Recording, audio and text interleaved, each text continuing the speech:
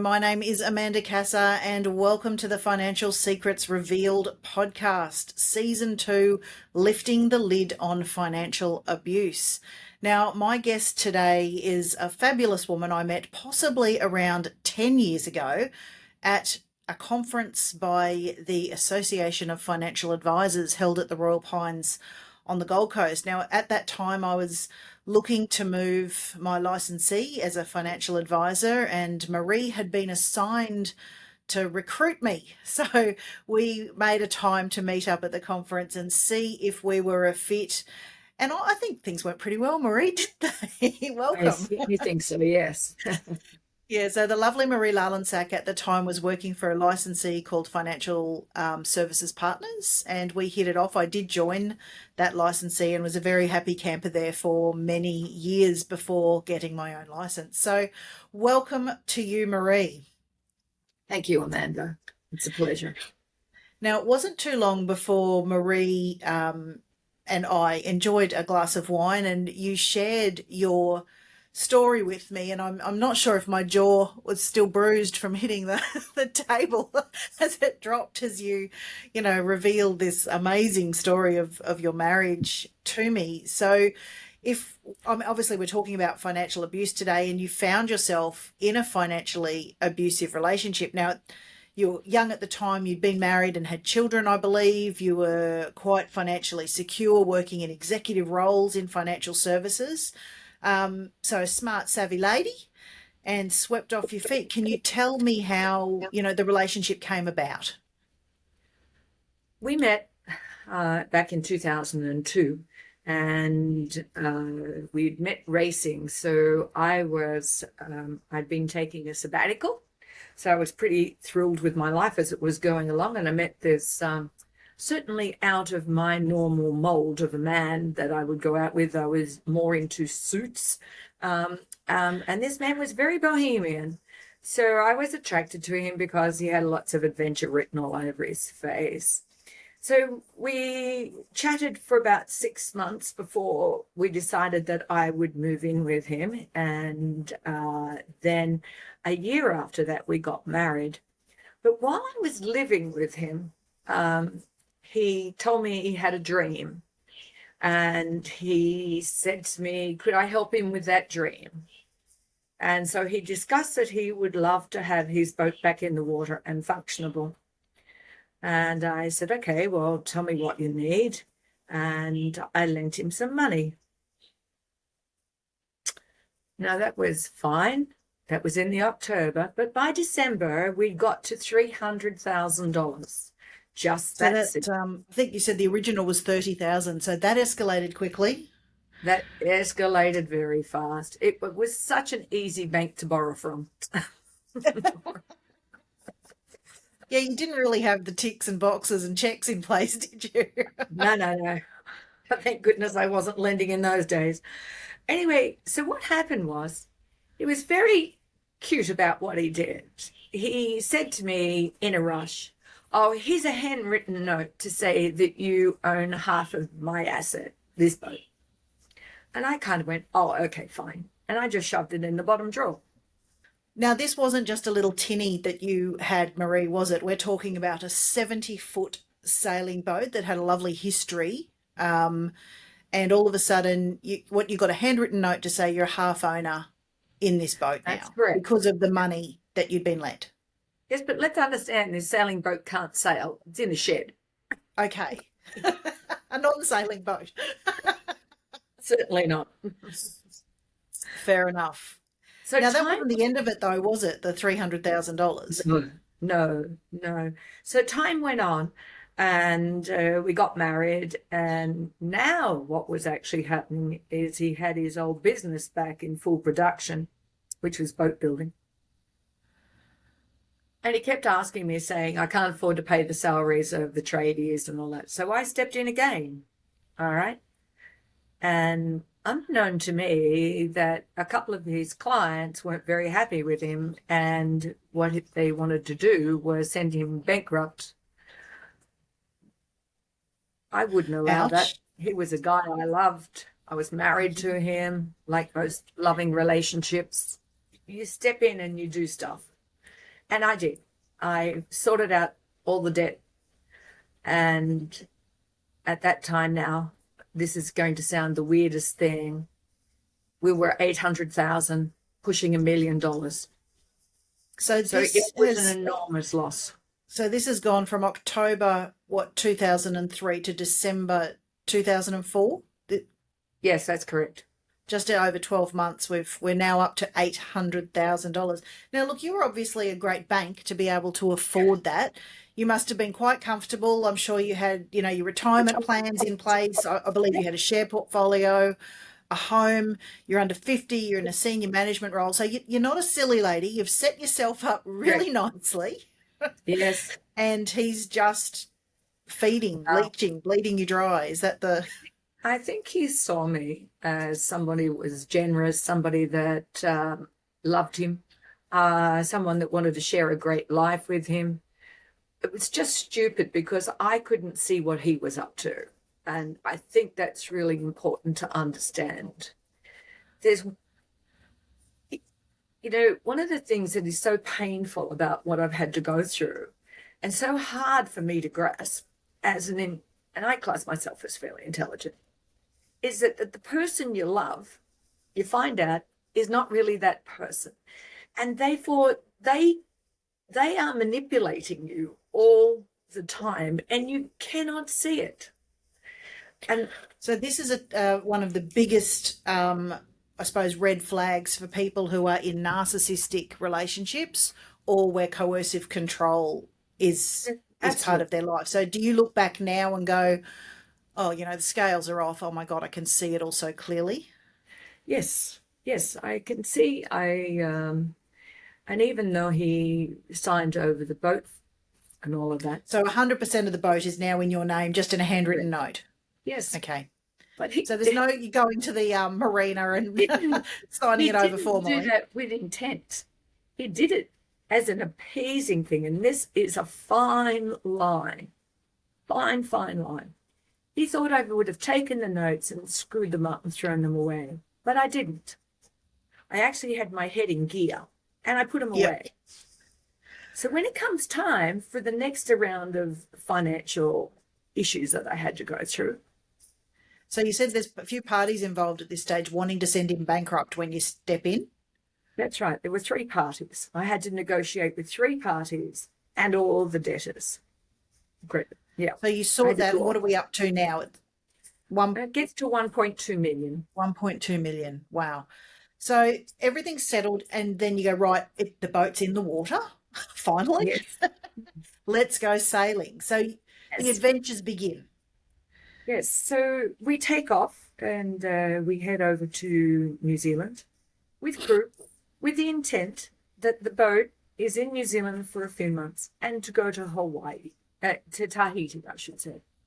All right, and then what our intent was to sail back through the Pacific Islands and then come back. And we'd allocated this out for about 4 years. All right, so it's a dream. Like I had money, we could do stuff. So you've taken this sabbatical leave finally after all the funding. I mean, things can't have been constantly rosy. You're negotiating with creditors. You're in a financial hole. Surely there were some discussions, rather robust discussions, I'm guessing, about money by this stage? Yes, and he said that he would pay the money back, that as we worked in each of these countries, lived in each of these countries, that he would be, as a boat builder, he would be able to provide the money back to me. All right. Okay. But of course, that doesn't happen. So right. Did he get work in New Zealand? Yes, he did. He did. And then he moved on to Fiji? Can I just talk about New Zealand first? Yeah, please. Yeah. So we get to New Zealand and I have to fly back home because I've lost a son and I have to go and negotiate all the settlement of his personal accounts. All right. That was in Hong Kong, wasn't it, as well? Yeah. He died in Hong Kong, but he lived in Thailand. So while I was away for all that and I come back and I was staying at my parents' place, I get a telephone call from my former husband. And he says to me, the boat's not going to Tahiti. And I'm going, here we go again. Here we go again. So I packed myself up, go over to New Zealand, only to find out, not only being financially abused, I'm now about to be emotionally abused, that there isn't a woman now, another woman in his life. And what happens is I was smart at this time too and said, you have to get off the boat. The boat belongs to me. Get off. He does. And I arranged for someone to bring me home. But as Home I being was Australia? home in Australia, and as I was going through immigration and border control in New Zealand, he had the boat arrested along with me. And Or the boat I impounded? Or absolutely so it couldn't be moved? not to leave the New Zealand harbour. Mm-hmm. Yeah, I was told I could go home, but I'd have to have restrictions on my passports and all of that sort of stuff. And I went and got some legal help, and I was told I would be smarter to stay in New Zealand for security reasons on the property and all of that. So I did so. So I employed a lawyer, beautiful man, and we went through this battle. But here I go again. Wasn't about the boat. He wanted all my assets. He wanted the remaining of all my super fund. He wanted this. He wanted the boat back. He wanted everything. This cost me, in legal fees, probably $50,000. I won. I went home. I dragged out. No, I didn't go home. My parents went to where all my property was, and they dragged out the notes, and they were used in a court case. So my suggestion is, if you lend money, keep the notes. All right? Absolutely. Absolutely. But it was all about him wanting money again all the time. It wasn't about the care, the love, or all of that. He didn't care how much pain was involved. He just wanted money. Anyway, I end up getting home. I'm home for 6 months. He and I are communicating with each other. He ends up coming to Australia, and we take the boat out again. And you might say, more foolish me. But we tried to put our relationship back together. And it was going okay. It was going okay. We got to Fiji. He started working. I tried to explain to him he shouldn't be working. He got kicked out of Fiji. They told him he had to take the yacht. And I said, hang on, the yacht belongs to me. So it was always this conflict. He was always total disregard for myself, money. He had no responsibility, totally not accountable, and had this belief that he was entitled to everything that I had worked for years and years and years. Anyway, we get out of Fiji, we go to Vanuatu, and everything's going fine. I end up being a school teacher there. I set up a little company for him so he could operate, so I didn't have to go through the Fiji crisis. But he still wasn't happy with it.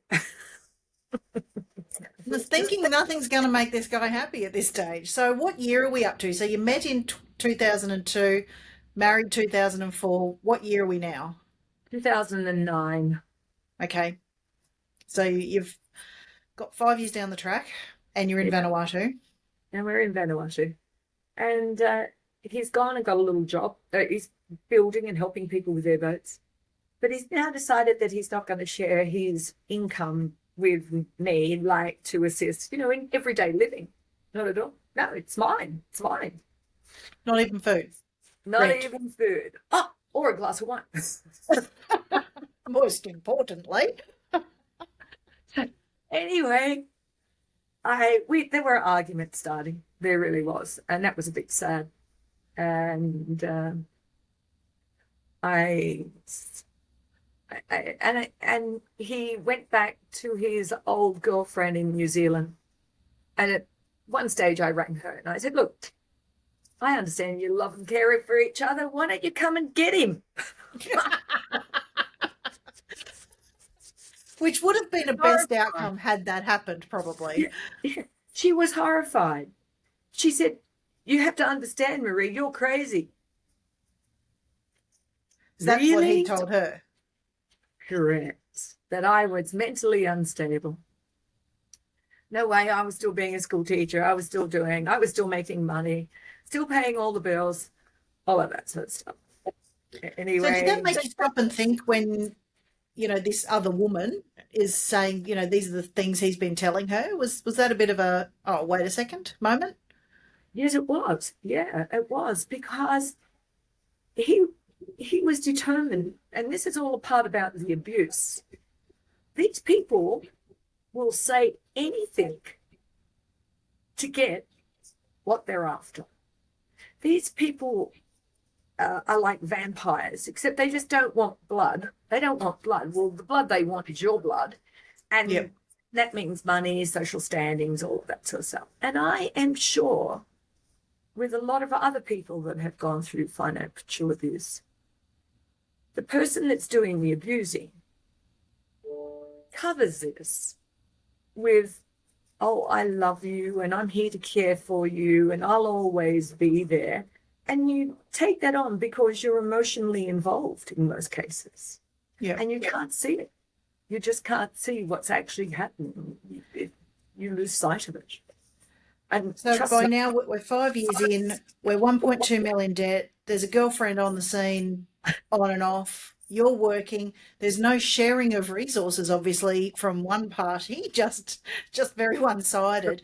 And I know Vanuatu was the trigger that ended everything. So can you tell us what transpired in Vanuatu that brought everything to a head? okay. It was a Saturday night, and we decided that we would go to dinner. So we went off to dinner, and the money that he had been earning, he had a debt to a friend in New Zealand, and I wanted the debt paid out.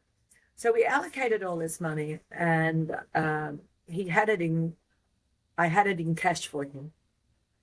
And I said to him that night, "Did you take the money and transfer it to your friend?"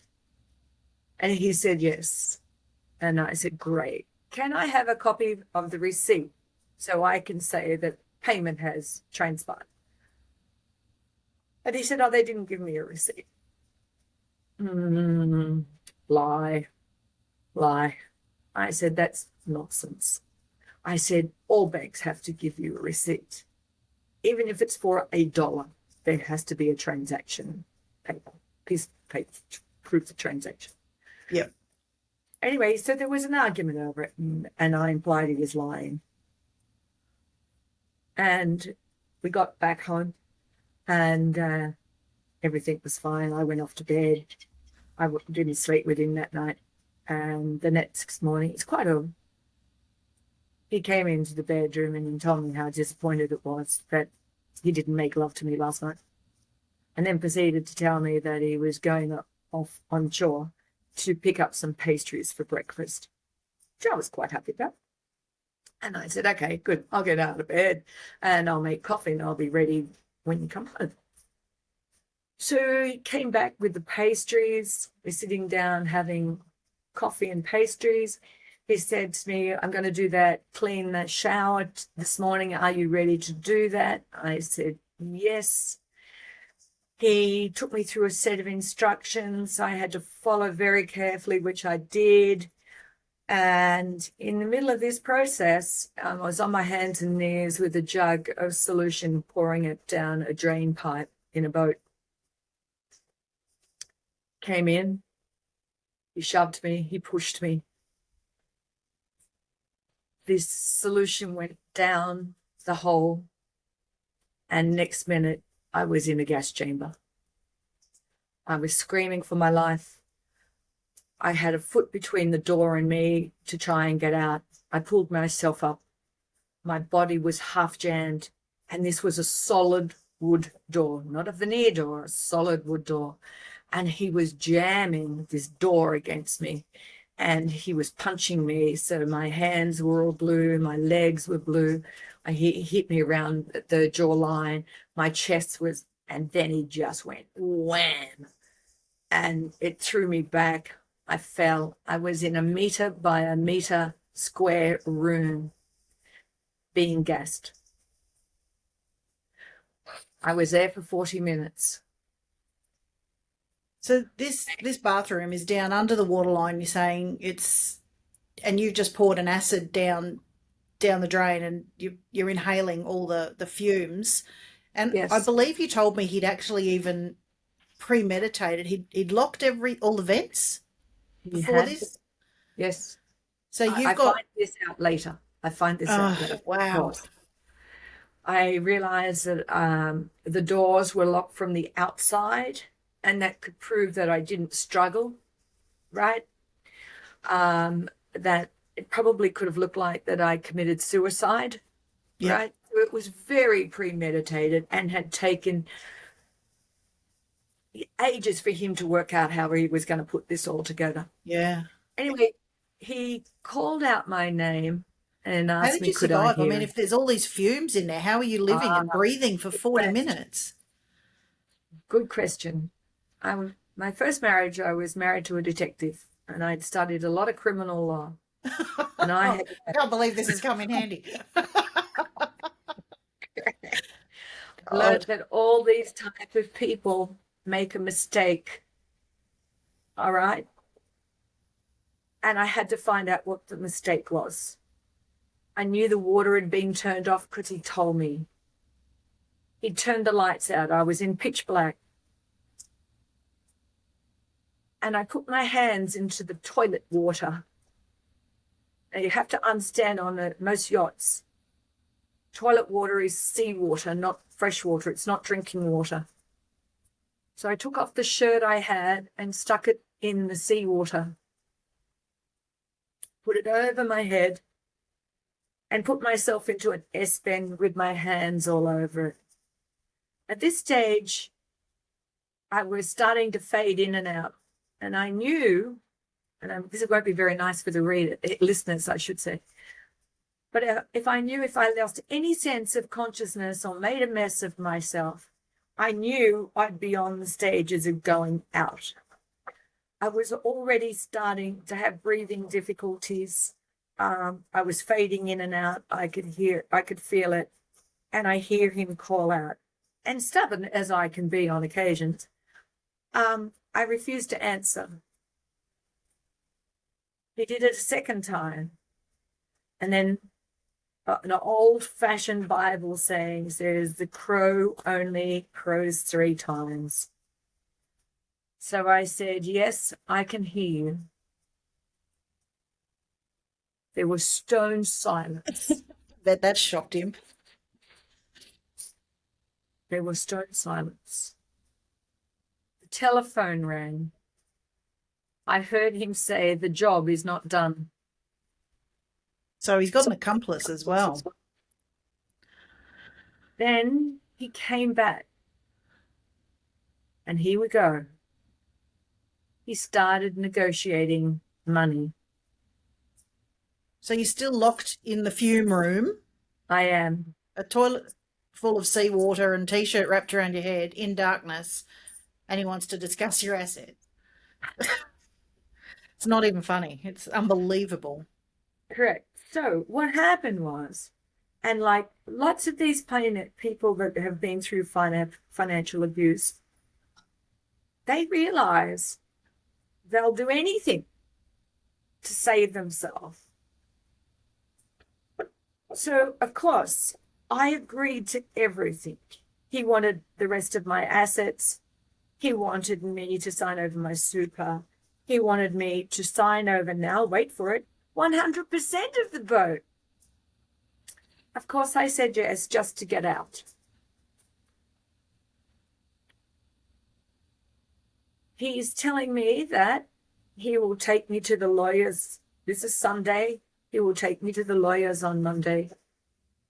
I am to be complacent, or otherwise I would go through this, if not more, if I don't go ahead with it.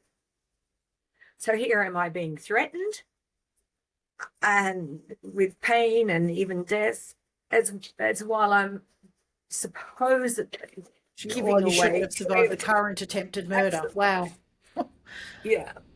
So what happened was I get out, and this is a part of a long story. I'm not sure you need to know all of this part, but we were supposed to go to a luncheon that day.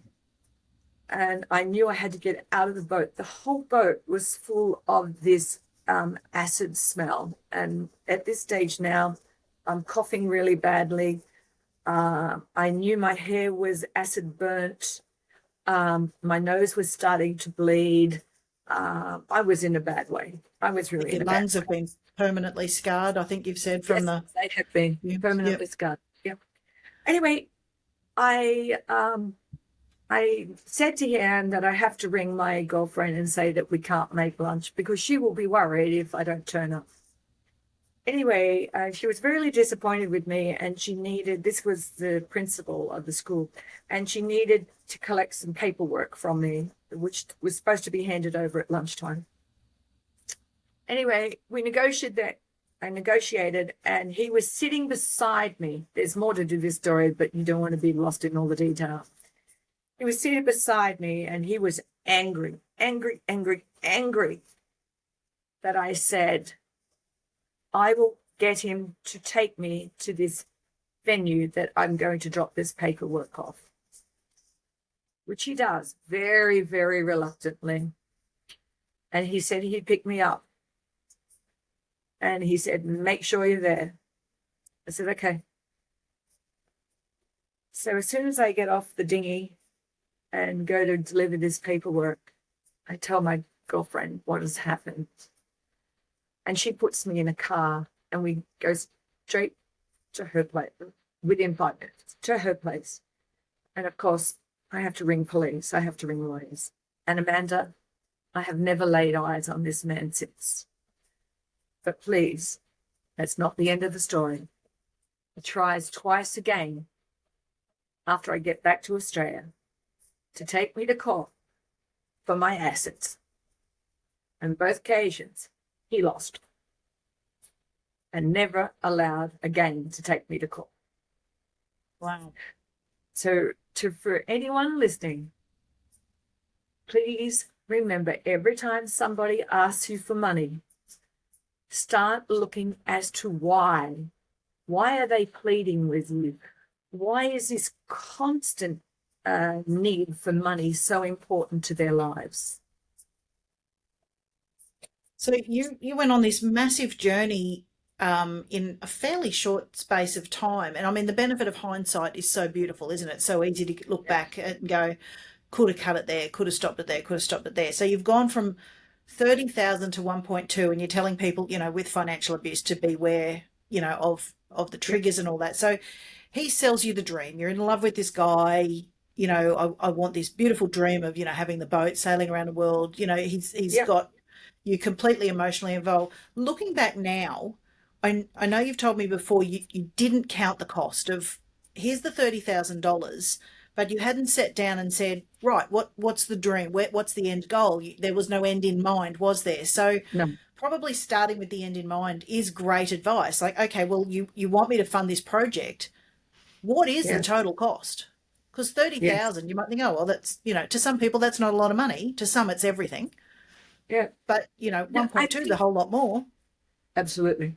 And I think too, in my case, it might be different to some others, but I had actually sold my physical home because the boat was going to be our home. And I wanted the boat just to be like my home. I wanted, the microwaves on it. I wanted the deep freezers. I wasn't going to go away and live in a tinny and be perpetually worried about, drowning and all of that sort of stuff. So I understand that it wasn't a small project. I think that's a nice way of putting it. But, I've heard stories of elderly people, and they do it because they get caught up in the emotion that they think this person cares for them, right? And this is the hardest part for it. Yeah. When do we learn? How do we know what this lack of caring, the lack of emotion, how come we can't see it? Well, it's so hard, isn't it? I've had that many women say, but I still love him. Correct. And there's a part of you that wants to, smack up the side of the head with a brick and go, well, get over it.